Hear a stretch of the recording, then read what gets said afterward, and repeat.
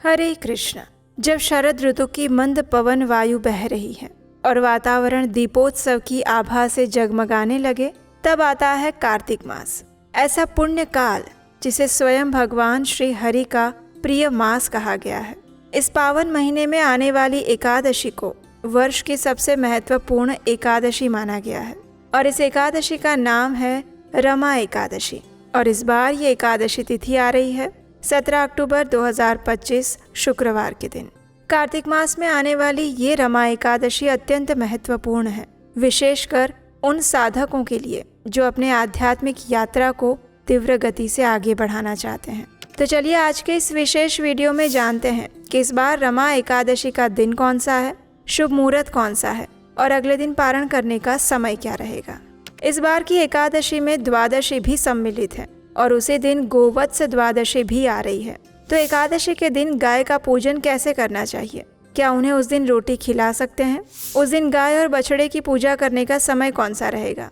एकादशी के अगले दिन शनि प्रदोष व्रत आ रहा है, तो उसका पालन कैसे करें और एकादशी का पारण कैसे करें? इन सभी प्रश्नों के ऊपर आज हम चर्चा करेंगे। तो आइए आज का रमा एकादशी कब है विशेष वीडियो आरंभ करते हैं। शास्त्रों में वर्णन आता है कि कार्तिक मास में भगवान विष्णु योग निद्रा से जागते हैं और फिर तुलसी देवी के साथ उनका विवाह संपन्न होता है, जिसे हम तुलसी विवाह के नाम से जानते हैं। और वो आगे चलकर प्रबोधिनी एकादशी के रूप में मनाया जाता है। और ठीक उसी के पहले आती है रमा एकादशी, जो कि व्रत, तपस्या, सेवा और संकल्प की साधना का चरम बिंदु है। और इस बार ऐसी रमा एकादशी आ रही है 17 अक्टूबर 2025 शुक्रवार के दिन। कार्तिक मास के कृष्ण पक्ष में आने वाली ये रमा एकादशी साधक को अनंत गुना अधिक पुण्य फल और भगवान श्री कृष्ण की विशेष कृपा प्रदान करती है। इस एकादशी का पारण करने का समय रहेगा 18 अक्टूबर 2025 शनिवार के दिन सुबह 6:31 से लेकर 10:18 के बीच में।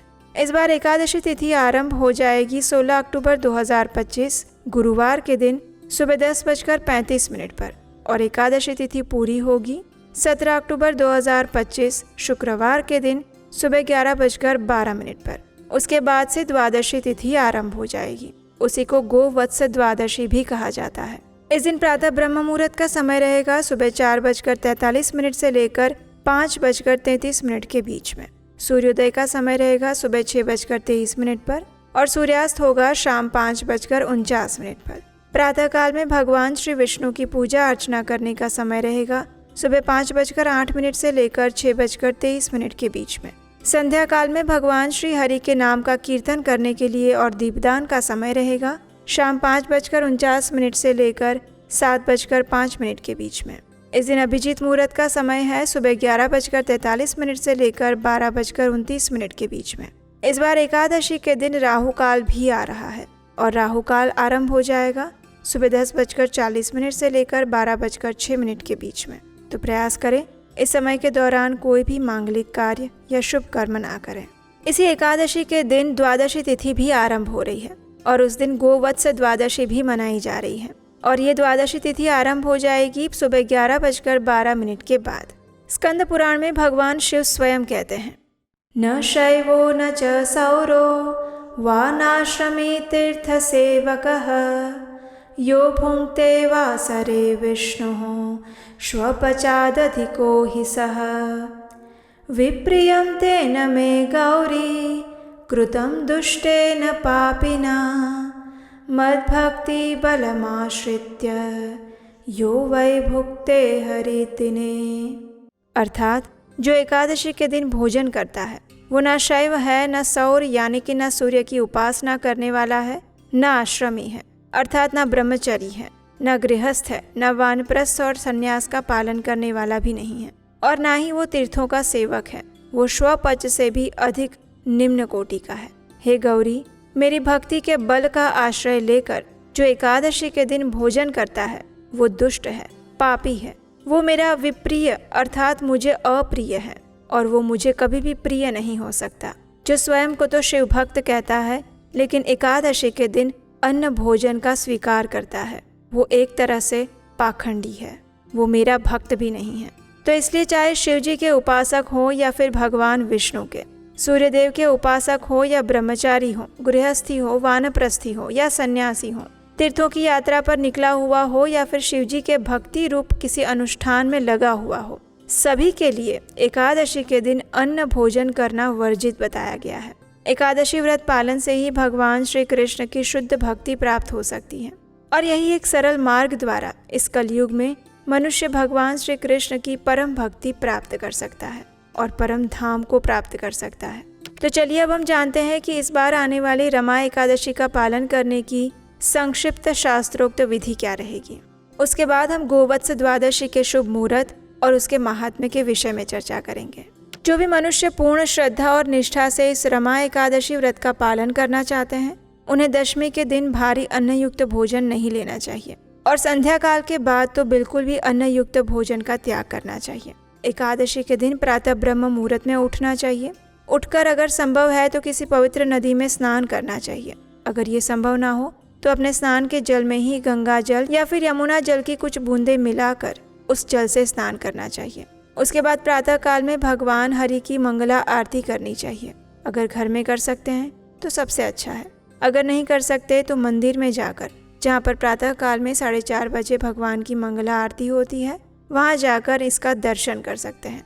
अगर मंदिर में जाकर भी दर्शन नहीं कर सकते हैं तो कम से कम ऑनलाइन उसका दर्शन अवश्य करना चाहिए। प्रत्येक दिन प्रातः काल में 4:30 बजे इस्कॉन मायापुर, इस्कॉन वृंदावन के यूट्यूब चैनल्स पर मंगला आरती दर्शन आप कर सकते हैं।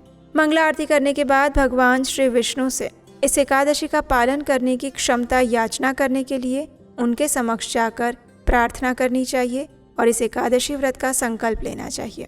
हाथ में गंगाजल लेकर भगवान श्री हरि विष्णु से प्रार्थना करते हुए इस एकादशी व्रत का संकल्प लेना चाहिए। उसके बाद तुलसी देवी की पूजा अर्चना करनी चाहिए। उन्हें आवश्यकता अनुसार जल देना चाहिए। जी हाँ, एकादशी के दिन भी आप तुलसी महारानी को अगर आवश्यकता है तो जल दे सकते हैं। ऐसा कोई विधि विधान या नियम नहीं है जिसमें ये बताया गया हो कि एकादशी के दिन तुलसी में पानी नहीं डालते। उसके बाद तुलसी देवी की आरती करनी चाहिए, उनकी प्रदक्षिणा करनी चाहिए और उनके प्रणाम मंत्र का उच्चारण करना चाहिए और फिर उनके समक्ष बैठकर ही माला के ऊपर 108 मनके की माला लेकर हरे कृष्ण महामंत्र का जप करना चाहिए। प्रत्येक मन के ऊपर हरे कृष्ण कृष्ण कृष्ण हरे हरे, हरे राम राम राम हरे हरे, इस महामंत्र का उच्चारण करते हुए एक माला पूरी करनी चाहिए। और इस एकादशी के दिन ऐसी कम से कम 16, 25 या 32 माला का जप करना चाहिए। ऐसा करने से ही आपका एकादशी व्रत पूर्ण माना जाता है। अगर सारी माला प्रातः काल में बैठकर नहीं कर सकते तो कुछ माला का जाप आप प्रातः काल में करें और बाकी माला आप पूरे दिन के दौरान कभी भी कर सकते हैं। एकादशी के दिन उपवास का पालन करें, किसी भी प्रकार के अन्न का त्याग कर दें। और इसी वीडियो में जैसे कि हमने आगे सुना, चाहे कोई भी व्यक्ति हो, किसी का भी भक्त हो, लेकिन प्रत्येक मनुष्य के लिए एकादशी वाले दिन अन्न का त्याग करना अत्यंत आवश्यक है। तो गेहूं, दाल, चावल इत्यादि या फिर उससे बने हुए कोई भी खाद्य पदार्थ इस रमा एकादशी वाले दिन उपवास में नहीं खाने चाहिए। अगर आपको आवश्यकता लगती है तो आप फल, दूध, फलों का रस या एकादशी प्रसाद ले सकते हैं। अपनी शारीरिक क्षमता को देखते हुए आप इस एकादशी व्रत का पालन कर सकते हैं। संपूर्ण दिन में अधिक से अधिक भगवान की कथाओं का श्रवण करें, नाम, लीलाओं और गुण तथा रूपों का कीर्तन करें, भगवद गीता और भागवतम जैसे ग्रंथों का अध्ययन करें, पठन करें, उनका श्रवण करें और अगले दिन निर्धारित समय के अंदर इस एकादशी व्रत का पारण करें। पारण के लिए सबसे पहले भगवान के लिए सात्विक अन्न भोग बनाएं, उसमें तुलसी पत्र रखकर भगवान को अर्पित करें और उसके बाद उसी को प्रसाद रूप में किसी सुयोग्य ब्राह्मण या वैष्णव को प्रदान करें और उसी प्रसाद के साथ आप स्वयं भी एकादशी व्रत का पारण कर सकते हैं। अब देखिए, कुछ भक्तों का अगले दिन शनि प्रदोष व्रत भी होगा, तो ऐसे में वो एकादशी पारण कैसे कर सकते हैं? तो ऐसी स्थिति में उन्हें ये करना चाहिए कि प्रातः काल में पारण के सभी नियमों का पालन करें, भगवान के लिए अन्न भोग बनाएं, तुलसी पत्र रखकर उसे अर्पित करें, यथाशक्ति दान दक्षिणा दें, ब्राह्मण को भोजन कराएं और ये सारे नियमों का पालन करने के बाद जब आपका पारण करने का समय आता है तो उसमें आप भगवान को अर्पित किया हुआ चावल का एक दाना लीजिए और उसके साथ आप भगवान शिव से भी प्रार्थना कीजिए कि हे भगवान शंभु, मैं इस एकादशी व्रत का पारण करने के उद्देश्य से ही एकमात्र चावल का दाना ले रही हूँ। कृपया आप मेरी स्थिति को स्वीकार कीजिए और उसके बाद मैं अपने प्रदोष व्रत को यथावत चालू रखूंगी। आप मेरे इस प्रदोष व्रत का भी स्वीकार कीजिए। इस प्रकार भगवान शिव से प्रार्थना करके चावल का एक दाना लीजिए और उससे अपना एकादशी व्रत खोल लीजिए। इस प्रकार अगर किसी का अगले दिन प्रदोष व्रत है तो वो एकादशी का पारण भी कर सकते हैं और फिर प्रदोष व्रत को यथावत चालू रख सकते हैं। अब इस बार की एकादशी विशेष है क्योंकि इसी दिन गोवत्स द्वादशी भी आ रही है। गोवत्स द्वादशी धनतेरस से एक दिन पहले मनाई जाती है।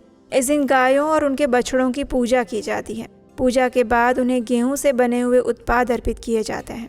जो लोग गोवत्स द्वादशी का व्रत करते हैं वे पूरे दिन में गेहूं और दूध से बने हुए किसी भी पदार्थ का सेवन नहीं करते हैं। गोवत्स द्वादशी के दिन गाय माता और बछड़े की पूजा करने का समय रहेगा शाम 5:49 से लेकर 8:20 के बीच में। गोवत्स द्वादशी को नंदिनी व्रत के नाम से भी जाना जाता है।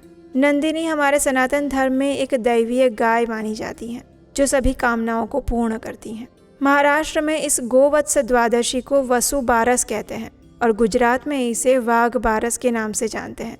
और इसी दिन से वास्तव में दीपावली का आरंभ हो जाता है, यानी कि वो दीपावली महापर्व का पहला दिन गिना जाता है। तो ये थी आने वाली रमा एकादशी के विषय में संपूर्ण जानकारी। हमें आशा है कि ये जानकारी आपको उपयोगी और प्रमाणभूत लगी होगी। अगर आप इस एकादशी व्रत की पौराणिक कथा सुनना चाहते हैं तो आपके अपने चैनल उपदेशाष्टकम को सब्सक्राइब करके रख लीजिए, नोटिफिकेशन ऑन रखिए और हम आपसे मिलेंगे इसी एकादशी की पौराणिक कथाओं के साथ बहुत जल्द आपके अपने चैनल उपदेशाष्टकम पर। हरे कृष्ण।